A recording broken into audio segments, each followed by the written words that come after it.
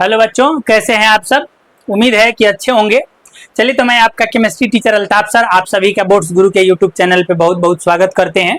चलिए, तो हम आज 10th क्लास केमिस्ट्री के लेक्चर नंबर 5 में क्या पढ़ने वाले हैं इस पे बात करते हैं। और पिछले वीडियो में क्या पढ़े थे ये भी थोड़ा सा आपको रिकॉल कर दे।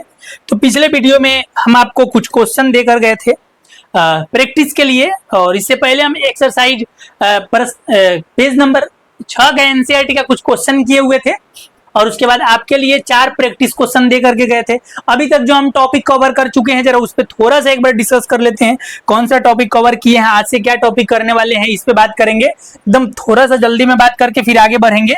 देखिएगा, हम आपको बता दें कि 2 टॉपिक कवर कर चुके हैं पूरे एनसीईआरटी के केमिस्ट्री के पहले चैप्टर का, जिसमें सबसे पहला टॉपिक है रासायनिक अभिक्रिया। रासायनिक अभिक्रिया। और दूसरा टॉपिक जो हम कवर किए हैं वो है रासायनिक समीकरण। रासायनिक समीकरण। तो एनसीईआरटी का हम 2 टॉपिक कवर कर चुके हैं। आज के इस वीडियो में हम मेनली कवर करेंगे जो तीसरा टॉपिक के तौर पे होगा, जिसका नाम है रासायनिक अभिक्रिया का प्रकार। रासायनिक अभिक्रिया का प्रकार। आज के इस लेक्चर में हम रासायनिक अभिक्रिया के प्रकार टॉपिक को डिस्कस करेंगे और एकदम मक्खन बनाने का काम करेंगे। बस आप अंत तक साथ में जुड़े रहिए, मेरे मोटिवेशन का जरिया बनिए। हम आपको अर्श से फर्श तक ले जाने में, अर्श से फर्श तक ले जाने में अहम भूमिका निभाएंगे।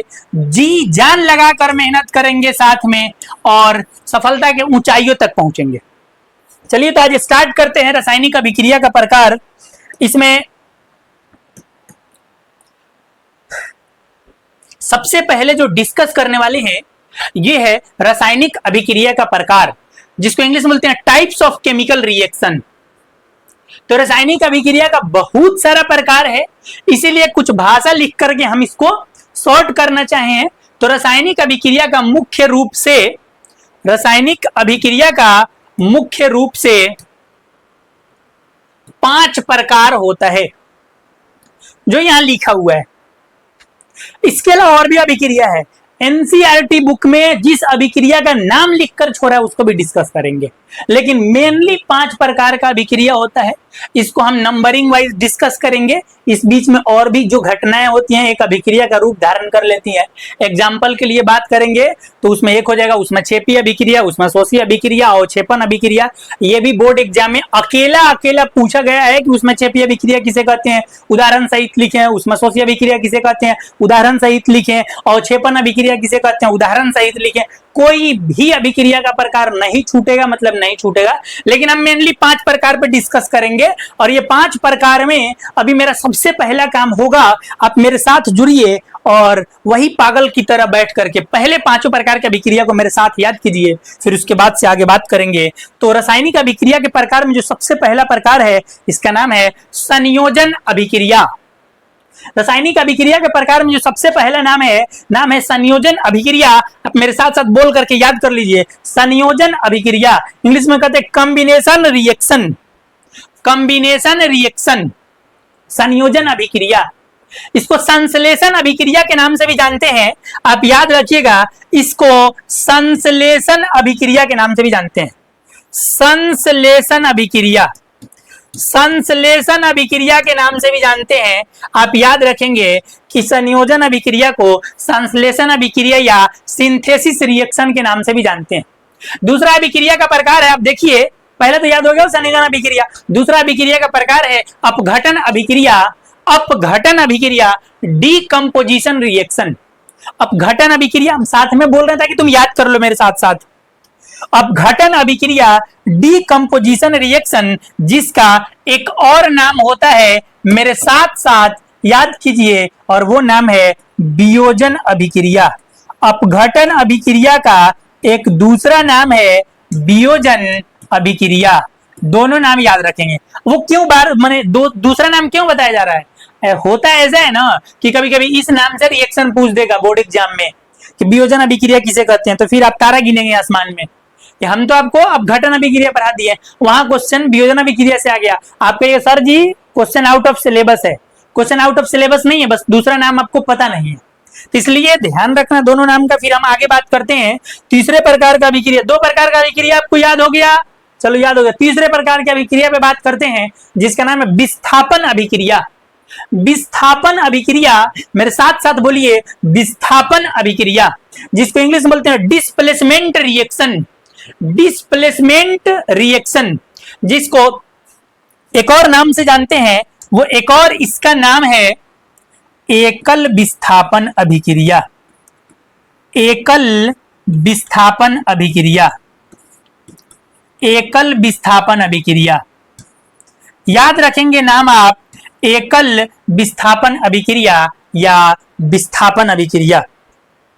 चलिए, किसी प्रकार का कोई प्रॉब्लम नहीं है। तीन प्रकार का अभिक्रिया का नाम मेरे सामने आप लिखिए जल्दी से। सबसे पहले संयोजन अभिक्रिया, दूसरा अपघटन अभिक्रिया, तीसरा विस्थापन अभिक्रिया। दूसरा नाम संयोजन अभिक्रिया को हम संश्लेषण अभिक्रिया कहते हैं, वियोजन अभिक्रिया, अपघटन अभिक्रिया को वियोजन अभिक्रिया कहते हैं, विस्थापन अभिक्रिया को एकल विस्थापन अभिक्रिया के भी नाम से जाना जाता है। और चौथा प्रकार है जिसे हम द्विविस्थापन अभिक्रिया कहते हैं। द्विविस्थापन अभिक्रिया, डबल डिस्प्लेसमेंट रिएक्शन। याद कर लो, याद। 5 मिनट देर से आएंगे टॉपिक पे, लेकिन दुरुस्त आएंगे, फिर ये यहां याद रहेगा, साल भर याद रहेगा। चौथा प्रकार है द्विविस्थापन अभिक्रिया। इसे एक दूसरा नाम से भी जानते हैं, वो इसका दूसरा नाम ये है उभय विस्थापन अभिक्रिया।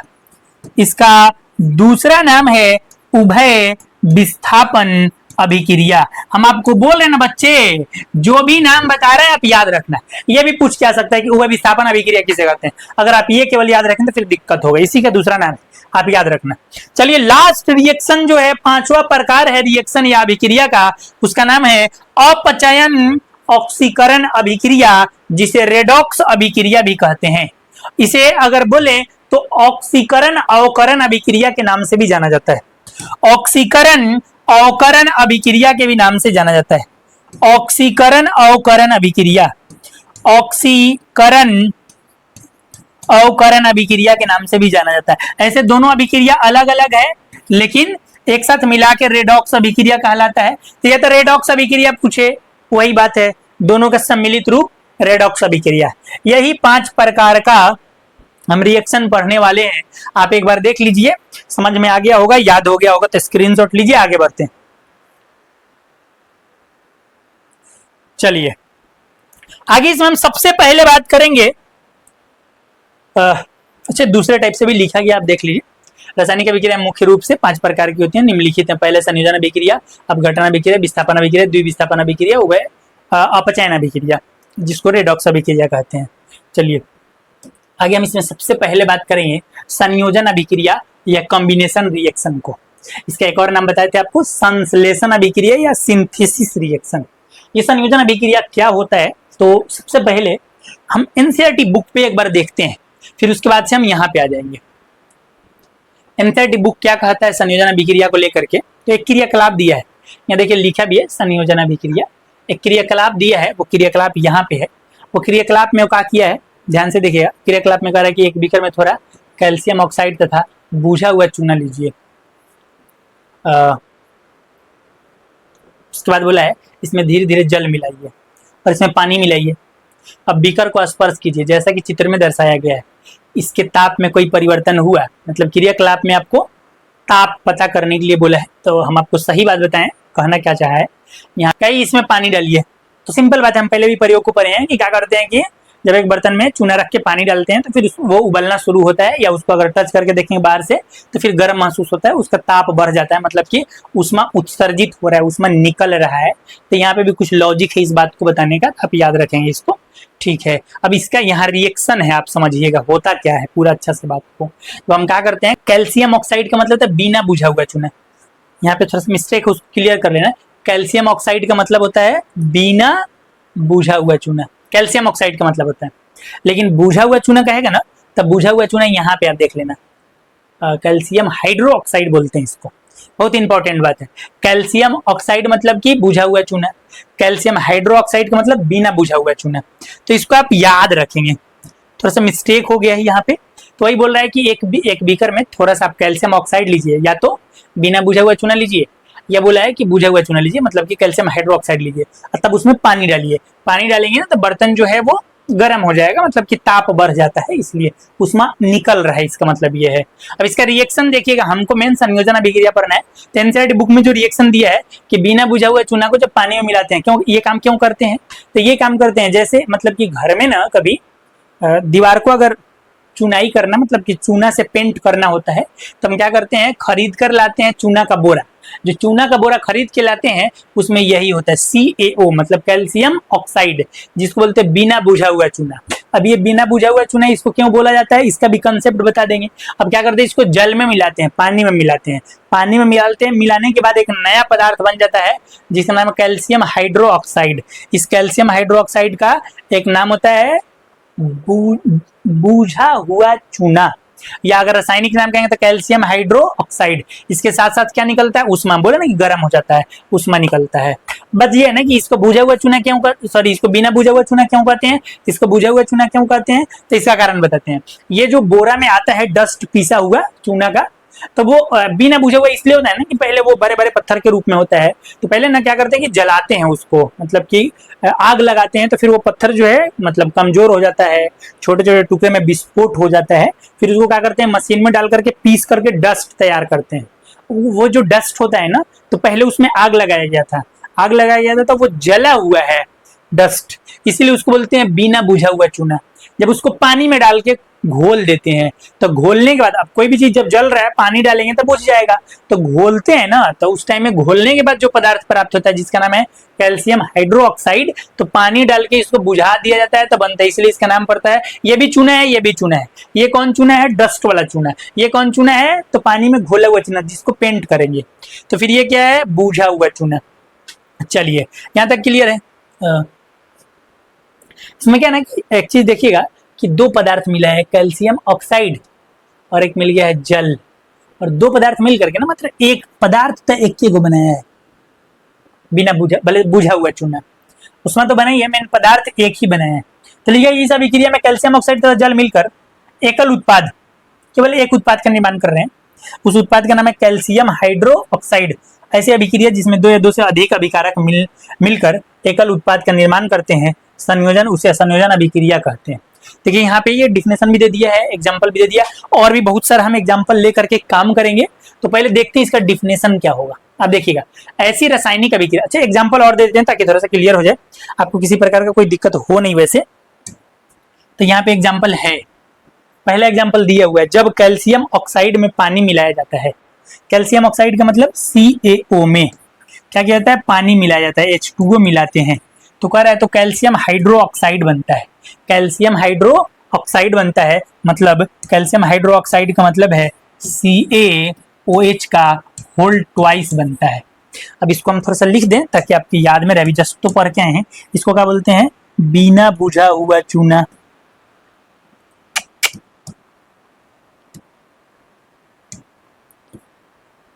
इसको बोलते हैं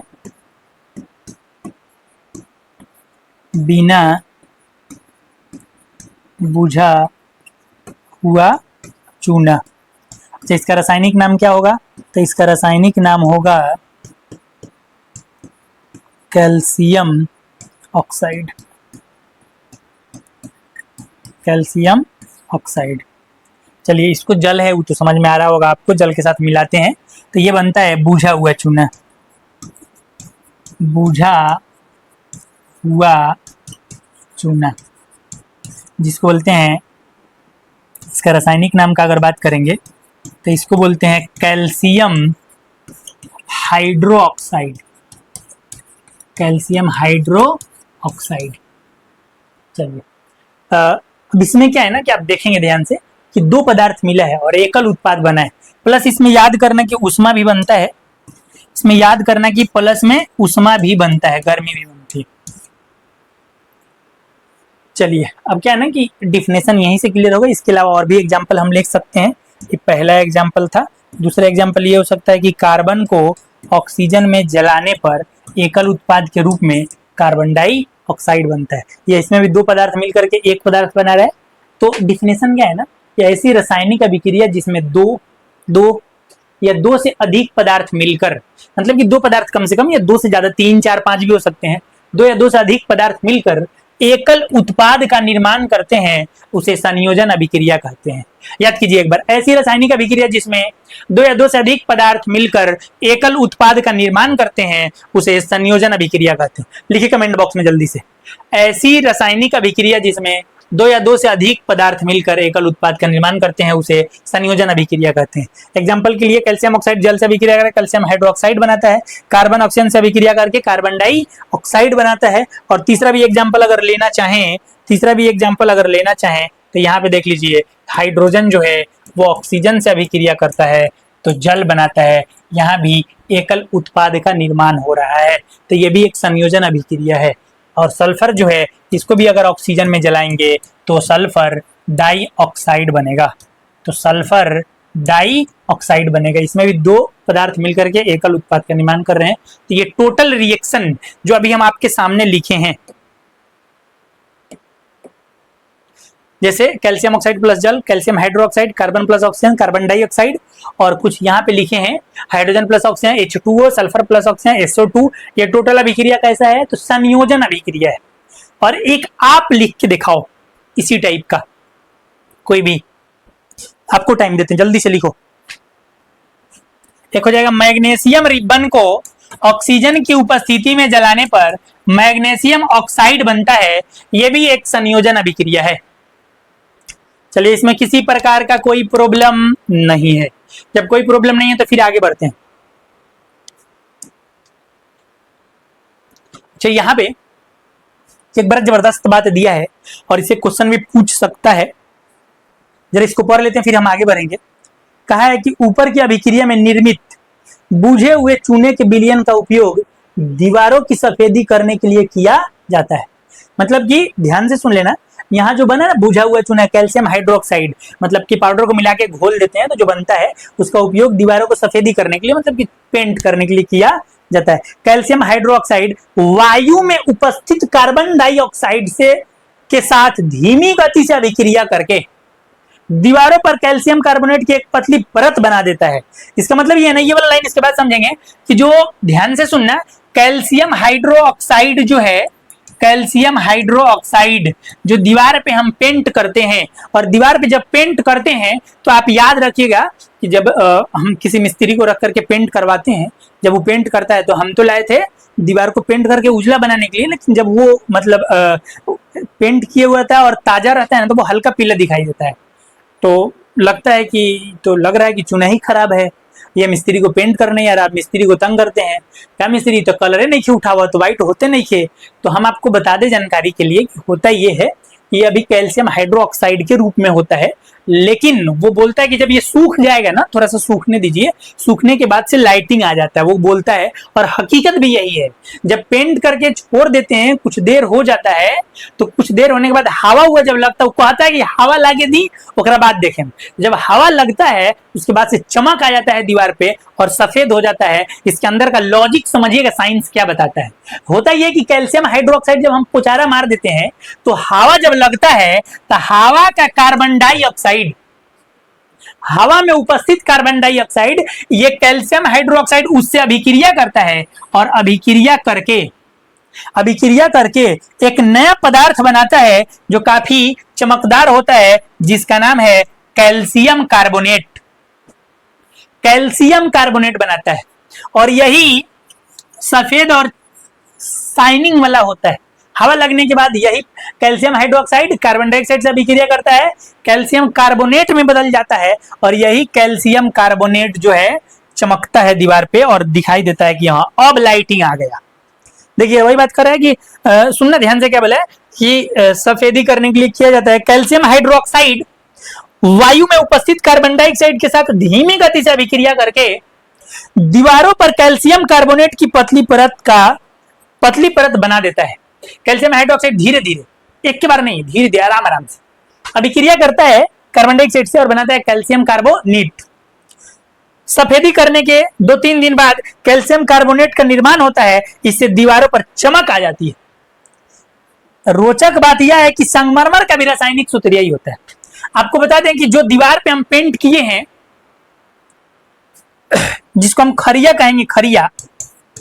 तो जो खरिया है वो यही है, कैल्शियम कार्बोनेट।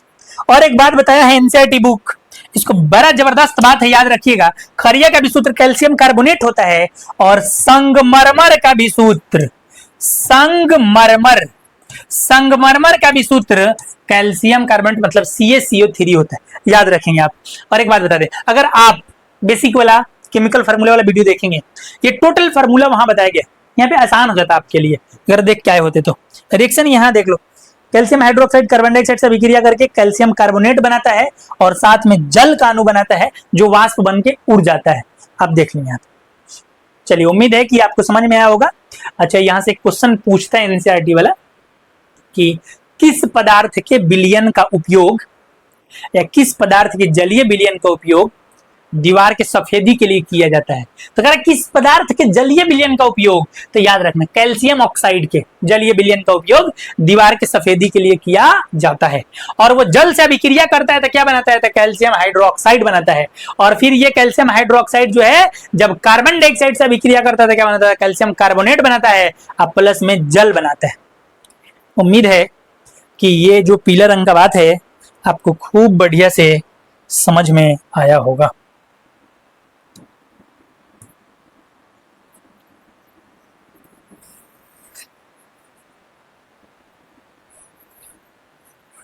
चलिए, तो फिर हम आगे बात करते हैं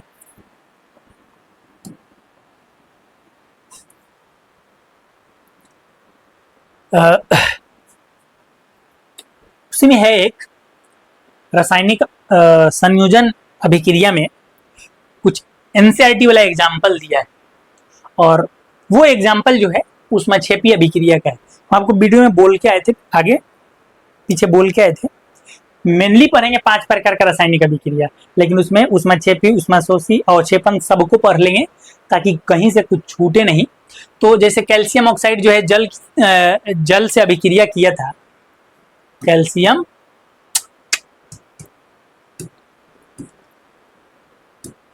कैल्शियम ऑक्साइड जो है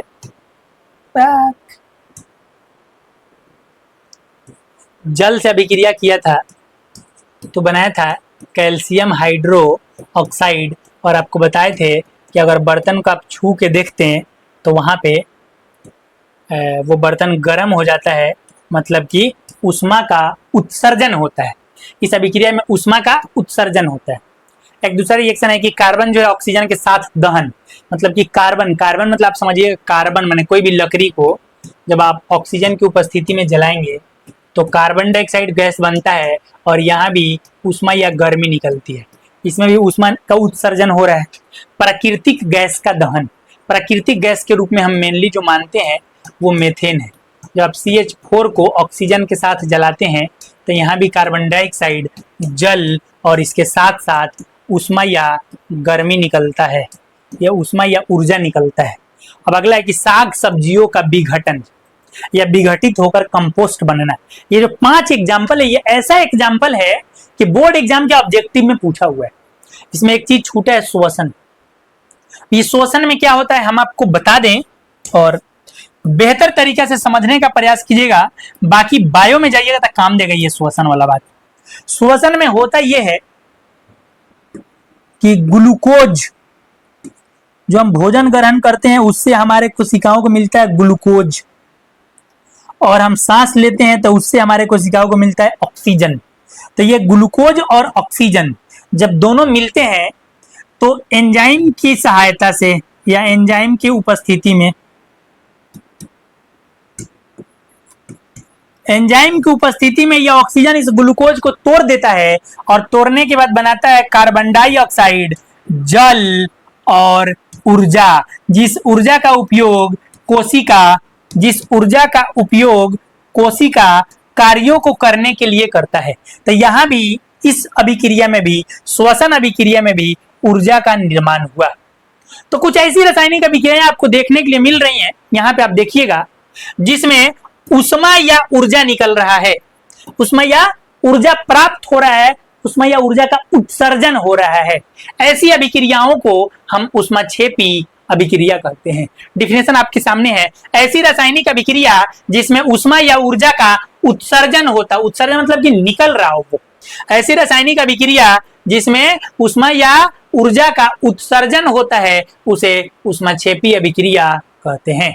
जैसे ये सब रिएक्शन है, एक साग सब्जियों का, ये क्वेश्चन श्वसन वाला हैशटैग लगा देते हैं, साग सब्जी वाला हैशटैग लगा देते हैं। ये दोनों जो है बोर्ड एग्जाम के ऑब्जेक्टिव में पूछा गया है कि श्वसन निम्नलिखित में से किस प्रकार की अभिक्रिया है, 4 ऑप्शन डालता है, उसमें से एक ऊष्माक्षेपी अभिक्रिया का भी ऑप्शन होता है, तो ऑप्शन वही सही होगा। अगला है कि साग सब्जियों का विघटित होकर कंपोस्ट बनना, मतलब हम क्या करते हैं ना, साग सब्जी वाला जरा कंसेप्ट समझ लेंगे कि साग सब्जी वाला कंसेप्ट क्या है, थोड़ा ध्यान से समझो। जैसे हम क्या करते हैं ना कि घर पे जो खाना वाना बनता है तो हरी सब्जियों का जो छिलका होता है उसको हम ले जा करके खादर पे फेंकते हैं, एक जगह जहाँ पे हम कचरे को जमा करते हैं। गांव में तो यही सिस्टम है। अब शहर में तो है कि कचरा का डब्बा है, वहाँ पे आप रखिए, फिर कचरा वाला आएगा लेके जाएगा। लेकिन गांव में हम लोग क्या करते हैं, एक जगह इकट्ठा करते हैं, जब वो साल भर सड़ जाता है तो फिर उसको हम खादर के रूप में कंपोस्ट के रूप में ले जा करके खेत में भी डाल देते हैं। तो आप क्या करेंगे ना कि वो जो जहाँ पे वो जमा कर रहे हैं आप साग सब्जी की छिलका को, तो कभी जब वो खोदा जाए ना तो आप वहां पे जाके देखेंगे, पैर रखें ना, आपको गर्म महसूस होगा। इसका मतलब कि साग सब्जियां जब विघटित होती हैं, सड़ती हैं, तो जो कंपोस्ट बनता है वहां से ऊष्मा निकलता है। तो ये भी एक कैसी अभिक्रिया है, तो ऊष्माक्षेपी अभिक्रिया है। उम्मीद है कि आपको ऊष्माक्षेपी अभिक्रिया का डिफिनेशन और एग्जाम्पल समझ में आया होगा और बहुत बेहतर तरीके से समझ में आया होगा। चलिए आगे एक बात करेंगे, एक अभिक्रिया और है ऊष्माक्षेपी के साथ साथ ऊष्माशोषी अभिक्रिया। ऊष्माशोषी अभिक्रिया, अब ये ऊष्माशोषी अभिक्रिया क्या है? तो ऊष्माशोषी अभिक्रिया पढ़ने के लिए हम पहले, अगर आप वियोजन अभिक्रिया को पढ़ लें तो फिर इसको पढ़ना आसान हो जाएगा। अपघटन अभिक्रिया या वियोजन अभिक्रिया, जिसको डीकंपोजिशन रिएक्शन कहते हैं। अब वियोजन या अपघटन, यही से क्लियर हो जा रहा है। अपघटन मतलब टूटना, वियोजन अभिक्रिया का यही मतलब है। तो ऐसी रासायनिक अभिक्रिया जिसमें एक पदार्थ टूट जाता है, कई पदार्थ में, 2 या 2 से अधिक पदार्थों में, तो उस अभिक्रिया को हम अपघटन या वियोजन अभिक्रिया कहते हैं। डिफिनेशन आपके सामने, ऐसी रासायनिक अभिक्रिया जिसमें एकल पदार्थ मतलब एक पदार्थ टूटकर 2 या 2 से अधिक नए पदार्थों का निर्माण करता है, उसे वियोजन अभिक्रिया कहते हैं। उम्मीद है किसी प्रकार का इसमें कोई दिक्कत नहीं होगा, आराम से समझ में आया होगा। जैसे एक एग्जांपल एनसीईआरटी का है कि लेड नाइट्रेट को गर्म करने पर लेड ऑक्साइड, नाइट्रोजन डाइऑक्साइड और ऑक्सीजन बनते हैं। इसका एग्जांपल आप यहां देख सकते हैं। अच्छा, एक चीज एग्जांपल देखने से पहले थोड़ा सा हम आपको बता दें कि ये जो वियोजन अभिक्रिया है ना, एनसीईआरटी में 3 प्रकार का दिया और आपसे पूछा वियोजन अभिक्रिया कितने प्रकार के होते हैं, तो 3 प्रकार का। पहला है ये तापीय विघटन अभिक्रिया, इसी को उष्मीय विघटन अभिक्रिया भी कहते हैं। दूसरा है प्रकाशीय विघटन अभिक्रिया और तीसरा है विद्युत अपघटन अभिक्रिया। मतलब कि तापीय विघटन मतलब समझो, आराम से समझ में आए। तापीय विघटन का मतलब है कि ऐसा वियोजन या अपघटन अभिक्रिया जिसमें हम उष्मा देते हैं तब टूटता है, तो उसे तापीय अपघटन अभिक्रिया कहते हैं। सूर्य प्रकाश देने के बाद टूटता है तो उसे हम प्रकाशीय विघटन अभिक्रिया कहते हैं। किसी एक पदार्थ को तोड़ के 2 या 2 से अधिक पदार्थ अगर बनाना है तो उसके जलीय विलयन में विद्युत धारा प्रवाहित करते हैं, तब वो टूटता है, तो उसे प्रकाशीय अपघटन अभिक्रिया कहते हैं। इंग्लिश भी देख लीजिए, thermal decomposition reaction, photolytic decomposition reaction, electrolytic decomposition reaction. अब चलिए हम इन तीनों पे बात करेंगे एक एक करके। इससे पहले हम आपको कुछ एनसीईआरटी का प्रयोग दिखा देते हैं। यहाँ पे क्या किया जा रहा है ना, वो एग्जाम्पल जो दिया है अपघटन अभिक्रिया में, कि इस परख नली में रखा गया लेड नाइट्रेट PbNO3 का होल ट्वाइस, और क्या किया गया, इसको एक यहाँ पे बर्नर के हेल्प से उसको गर्म किया जा रहा है। अब ध्यान से देखना है कि जब इसको इस परख नली में लेड नाइट्रेट को रख करके आप बर्नर के हेल्प से गर्म करते हैं, चिमटा से पकड़े हुआ कि हाथ जले नहीं, तो फिर क्या होता है, तो गर्म करते हैं तो इसमें ये कई पदार्थ बनते हैं। पहला बनता है लेड ऑक्साइड, दूसरा बनता है नाइट्रोजन डाइऑक्साइड और फिर बनता है ऑक्सीजन। तो एक पदार्थ है, गर्म करने पर मतलब ताप देने पर अलग अलग 3 पदार्थों में टूट गया। तो वही बताते हैं ऐसी रासायनिक अभिक्रिया जिसमें एकल पदार्थ जो है टूट करके 2 या 2 से अधिक नए पदार्थों का निर्माण करता है, उसे अपघटन अभिक्रिया कहते हैं। यही वाला रिएक्शन वहां पे होगा जहां हम आपको बता रहे थे। फिर उसके बाद यहाँ पे क्या ना, एक चीज और यहाँ पे मार्क करना, तो यहाँ हम ताप दिए थे, ताप से इसको अपघटित किया गया है, तो ये किसका एग्जाम्पल है? तो वो आपको पता है ना कि तापन अपघटन अभिक्रिया का एग्जाम्पल है। फिर उसके बाद एक बात करते हैं, एक यहाँ पे देखिएगा जरा कि क्या किए हैं एक प्रणाली में। आप पूरा अगर इसको क्रियाकलाप को आप देखिएगा बहुत अच्छा से, तो यहाँ से एक क्वेश्चन भी बनता है। वो क्वेश्चन क्या बनता है उस पर भी बात कर लेंगे। पहले ये देख लो, एक मग लिए हैं, ठीक, प्लास्टिक मग में क्या किए हैं, ध्यान से देख लेना अच्छा से बात को। इसमें जल रखा गया है, ठीक, पानी रख करके, और यहाँ 2 इलेक्ट्रोड है। इलेक्ट्रोड, ये जो काला रंग का है ना, ग्रेफाइट रड जिसको बोल रहा है, इसको इलेक्ट्रोड बोलते हैं। एक एनोड होता है, एक कैथोड होता है। एक प्लस वाला बैटरी के प्लस वाला से जुड़ा होता है, एक माइनस वाला से जुड़ा होता है। अब देखो यहाँ लिखा भी है एनोड और कैथोड, ठीक। अब मतलब कि ये इलेक्ट्रोड बोलते हैं। किसका बना था? ग्रेफाइट का बना हुआ है, इसमें पानी रखे। यहाँ रबर मतलब डॉट इसलिए लगाया ना ताकि पानी रिस्क करके गिरे नहीं, और वहां पे इन दोनों को सेट भी करना था। अब क्या किया गया, अच्छा से बात को सुनो। इसके ऊपर एक परखनली भी लगा दी है, दोनों पे एक एक परखनली लगा दी है, और वो परखनली इस प्रकार से फिट किया ना। इसमें एक और क्वेश्चन छुपा हुआ है, इसलिए बता रहे हैं कि परखनली इस प्रकार से फिट किया है ना कि पूरा नटी पहले पानी नहीं है इसके, ठीक। अब ये प्रयोग में क्या कह रहा है सुन लीजिए। जब हम बैटरी का स्विच ऑन करते हैं ना, तो पानी जो है अपघटित हो जाता है। कैसे अपघटित हो जाता है? तो इसको आप देखिए, यहाँ रिएक्शन के तौर पे बता रहे हैं, आप ध्यान से देखेंगे। जो जल है, इस जल को हम एक मग में ले करके, और जब विद्युत धारा प्रवाहित किए हैं, बैटरी से जोड़ करके इसमें विद्युत धारा प्रवाहित किए हैं, तो ये टूट गया है। किसमें टूट गया था? हाइड्रोजन में और ऑक्सीजन में टूट गया है। तो फिर यहाँ अपघटन हुआ, लेकिन यहाँ अपघटन किसके द्वारा हुआ? विद्युत धारा द्वारा हुआ। तो इस प्रकार के अपघटन अभिक्रिया को बोलते हैं वैद्युत अपघटन अभिक्रिया। और एक बात इसमें छुपा हुआ है, पूरा रिएक्शन आप देखेंगे बच्चे, तो पूरे रिएक्शन में छुपा है कि इसको संतुलित कर लो। संतुलित करोगे तो हाइड्रोजन के कितने अणु? 4 अणु है। ऑक्सीजन के कितने, सॉरी, हाइड्रोजन कितने परमाणु है? 4 परमाणु। ऑक्सीजन के कितने परमाणु है? तो मात्र 2 परमाणु है। इस तरह देखेंगे तो 2:1 का रेशियो आ रहा है। इसका मतलब कि यहाँ हाइड्रोजन गैस जो है ना, वो इसकी अपेक्षा दुगुनी मात्रा में प्राप्त होगी। यहाँ पे हाइड्रोजन गैस, 2 परखनली है, एक परखनली में हाइड्रोजन गैस आएगा और दूसरे परखनली में ऑक्सीजन गैस इकट्ठा हो जाएगा। जब जल टूटेगा उसका अपघटन होगा। तो अब क्या है ना कि दोनों परखनली में अगर आप गैस का मात्रा देखेंगे, चेक करेंगे प्रायोगिक तौर पे, तो हाइड्रोजन की मात्रा अधिक होगी। किससे? ऑक्सीजन से। क्या कारण है? तो आप जल के सूत्र पे अगर अवलोकन करेंगे ना, तो जल के सूत्र में एक चीज आपको दिखाई देगा कि हाइड्रोजन की संख्या ऑक्सीजन की कितनी गुनी है? 2 गुनी है। इसीलिए यहाँ पे हाइड्रोजन गैस जो है ऑक्सीजन की दुगुनी मात्रा में एकत्रित होती है। अब पूरे आप इसको पढ़ेंगे तो यही सब बात इसमें दिया था। मेनली हमको दिखाना था कि ये वैद्युत अपघटन अभिक्रिया का एक एग्जाम्पल है। एक और दिखाते हैं आपको, प्रकाश वाला। तो प्रकाश वाला क्या है ना कि जब हम क्या करते हैं कि सिल्वर क्लोराइड पर को सूर्य प्रकाश में जब छोड़ देते हैं, सिल्वर क्लोराइड को सूर्य प्रकाश में छोड़ देते हैं ना, तो ये टूट जाता है। किसमें? तो सिल्वर धातु में, अतः क्लोरीन गैस मुक्त हो जाती है। तो यहाँ पे सूर्य प्रकाश के कारण यह अपघटित हो गया, 2 नया पदार्थ में बदल गया। तो ये क्या है? तो इसको बोलते हैं प्रकाशीय अपघटन अभिक्रिया। एक और है, सिल्वर ब्रोमाइड को भी अगर सूर्य प्रकाश में छोड़ देंगे तो ये भी टूट जाएगा। तो सिल्वर बनेगा, सिल्वर धातु प्राप्त होगा और ब्रोमीन गैस निकलेगा। इसमें बड़ा इंपॉर्टेंट एक बात बोला है, ऊपर दी गई अभिक्रिया का उपयोग श्याम श्वेत फोटोग्राफी में किया जाता है, जिसको हम ब्लैक एंड व्हाइट फोटोग्राफी कहते हैं ना। तो ब्लैक एंड, यहाँ से एक एनसीईआरटी का क्वेश्चन ऑब्जेक्टिव बन सकता है कि ब्लैक एंड व्हाइट फोटोग्राफी में कौन से पदार्थ का उपयोग होता है, तो भले कौन से रिएक्शन का उपयोग होता है, तो इसी रिएक्शन का उपयोग होता है, आप याद रखेंगे। अच्छा, एक और चीज आप इस प्रयोग में बोला है, चाइना डिश में 2 ग्राम सिल्वर क्लोराइड लीजिए। क्रियाकलाप बता रहे हैं, ये चाइना डिश है, मतलब एक बर्तन है, उसमें हम सिल्वर क्लोराइड लिए कितना ग्राम? 2 ग्राम। बोला कि इसका रंग क्या है, तो बताया कि सिल्वर क्लोराइड का जो रंग होता है वो श्वेत होता है, सफेद होता है। इस चाइना डिश को थोड़ी देर के लिए सूर्य प्रकाश में रख दीजिए। देखिए जंगला से आते हुए सूर्य प्रकाश में रख दिया है। उसके बाद बोला है कि चित्र देख लीजिए 1.7 में, ये वाला चित्र।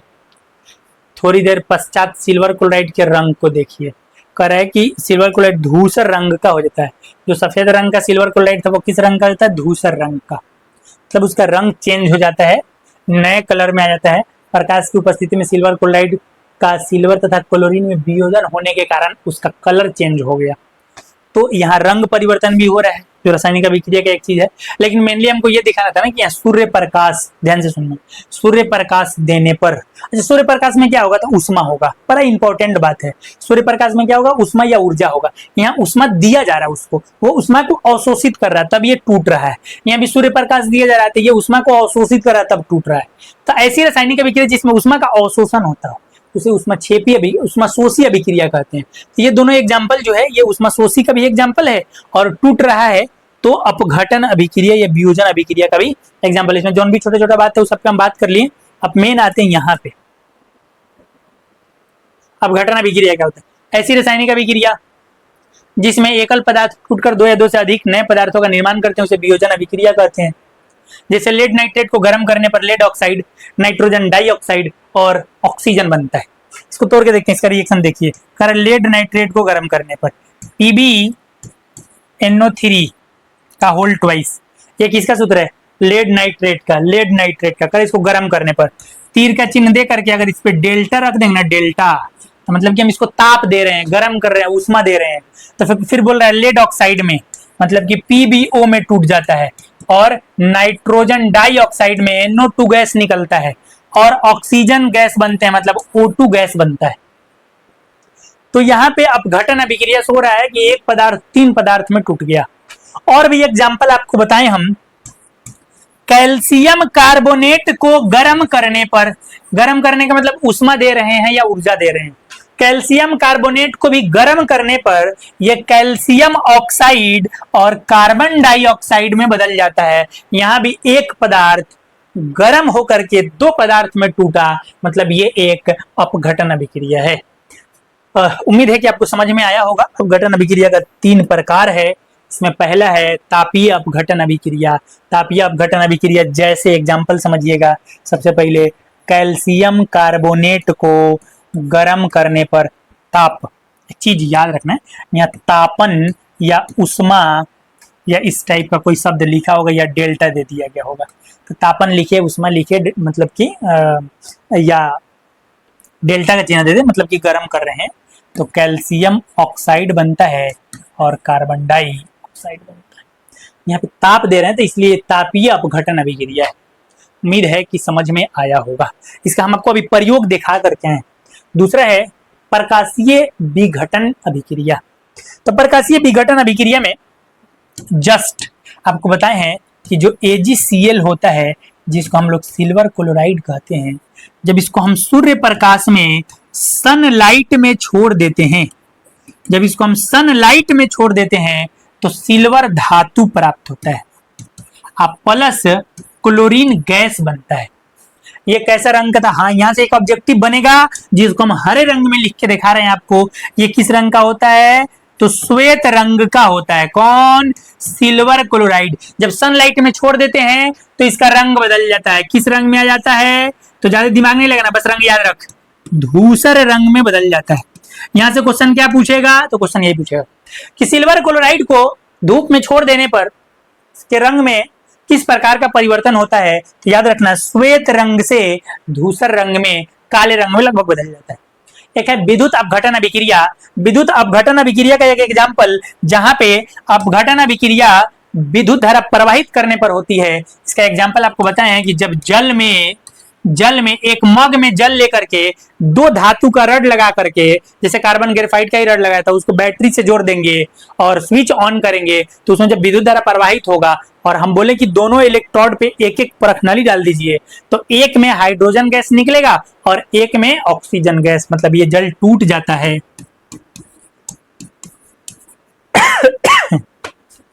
हाइड्रोजन और ऑक्सीजन में बदल जाता है।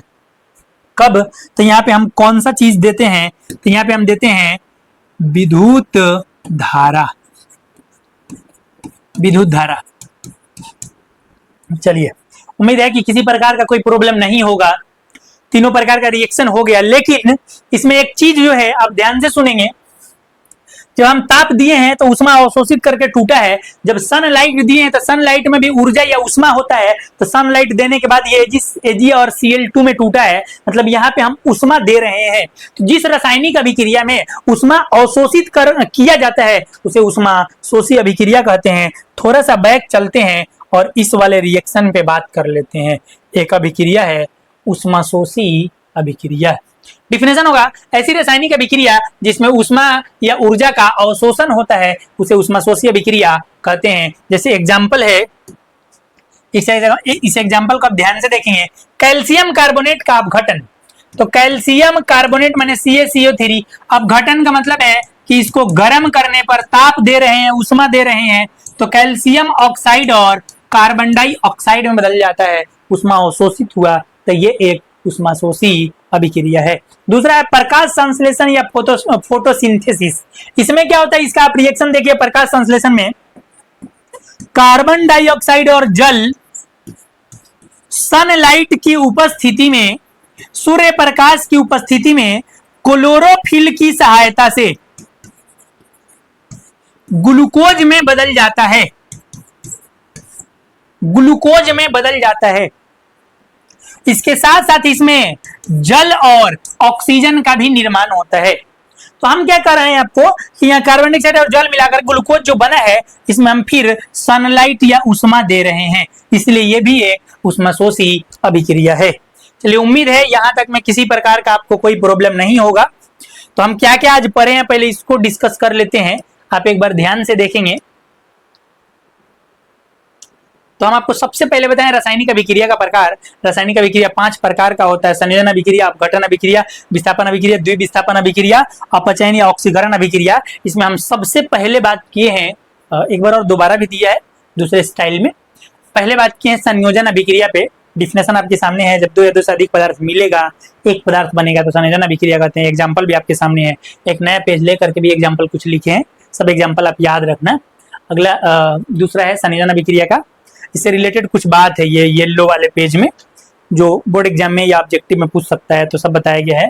और यहाँ पे एक याद रखना, संगमरमर का सूत्र और खरिया का सूत्र, दोनों का सूत्र जो है कैल्शियम कार्बोनेट होता है। अगला एक चीज है कि संयोजन अभिक्रिया में ही देखा गया कि जितना भी संयोजन अभिक्रिया उसमें से अधिकतर में ये हुआ कि उष्मा निकलता है। जैसे कार्बन का ऑक्सीजन में जलाते हैं तो उष्मा गर्मी निकलेगा, तो इस टाइप का जो बहुत सारा रिएक्शन है जैसे आप याद रखें, तो इसमें उष्मा निकलता है तो इनको बोलते हैं उष्माक्षेपी अभिक्रिया। तो इसी के साथ साथ हम उष्माक्षेपी अभिक्रिया को पढ़ लिए हैं, स्टार पॉइंट लगा करके पढ़ लिए हैं। डिफिनेशन यहाँ पे है, एग्जाम्पल यहाँ पे है, सब एग्जाम्पल याद रखना, इंपॉर्टेंट एग्जाम्पल है। इसके बाद हमको उष्माक्षेपी के बाद पढ़ना था उष्माशोषी अभिक्रिया, लेकिन उष्माशोषी जो है वो अपघटन से रिलेटेड है, टूटने वाला है।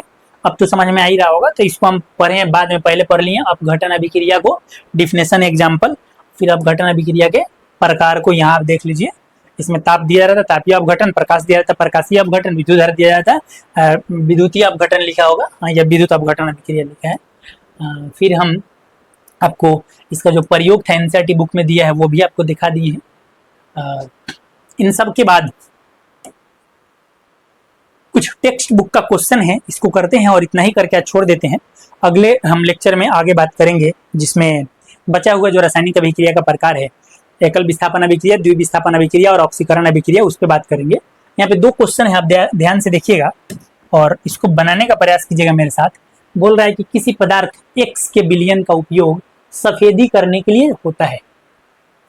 मतलब बोल रहा है कि जो सफेदी किया जाता है उसमें किसी पदार्थ के विलयन, किसी पदार्थ, जिस पदार्थ का नाम लिखा है X, इसके विलयन का उपयोग होता है। अभी हम जस्ट बात कर रहे थे तो आपको बताए थे कि जो कैल्शियम ऑक्साइड होता है ना, जब इसको जल में मिला देते हैं तो इसका विलयन तैयार होता है, जिसका सूत्र होता है कैल्शियम हाइड्रोक्साइड CaOH का होल ट्वाइस। तो पदार्थ है कैल्शियम ऑक्साइड, सफेदी करने के लिए इसके विलयन कैल्शियम हाइड्रोक्साइड का उपयोग होता है। पूरा है कि किसी पदार्थ X के विलयन का उपयोग सफेदी करने के लिए होता है। करें कि पदार्थ X का नाम तथा इसका रासायनिक सूत्र लिखें। तो पदार्थ X का नाम पूछ रहा है, तो पदार्थ X जिसका विलयन, तो पदार्थ X का नाम और सूत्र बोला है, तो हम इस तरह कर सकते हैं, आप ध्यान से देख लीजिए। उस पदार्थ X का नाम क्या होगा?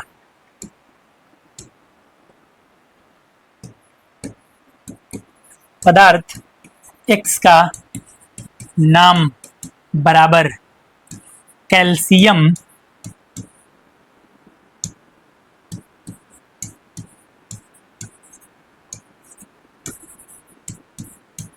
ऑक्साइड, जिसको जरा आप बताइए एक और किस नाम से जानते हैं, देखते हैं आपको कितना याद है, जिसको हम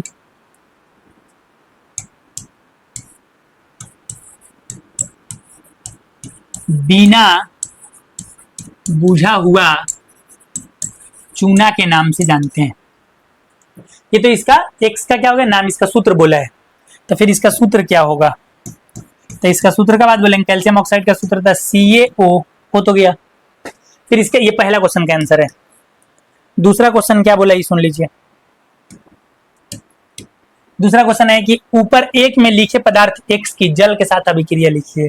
तो लिखा हुआ पदार्थ है X कैल्शियम ऑक्साइड, जल के साथ अभिक्रिया लिखेंगे तो लिखेंगे H2O, क्या बनेगा कैल्शियम हाइड्रो ऑक्साइड बनेगा, बस हो गया। बोले रासायनिक अभिक्रिया लिखे, देख लीजिए रासायनिक अभिक्रिया लिख दिया, हो गया, दोनों का आंसर हो गया। आज क्लास यहीं तक, फिर हम मिलते हैं अगले वीडियो में। आपको लंबे समय तक जुड़े रहने के लिए बहुत बहुत धन्यवाद। वीडियो अच्छा लगा हो तो इसको लाइक और शेयर करें, चैनल पे पहली बार हैं तो सब्सक्राइब करें। Best of luck.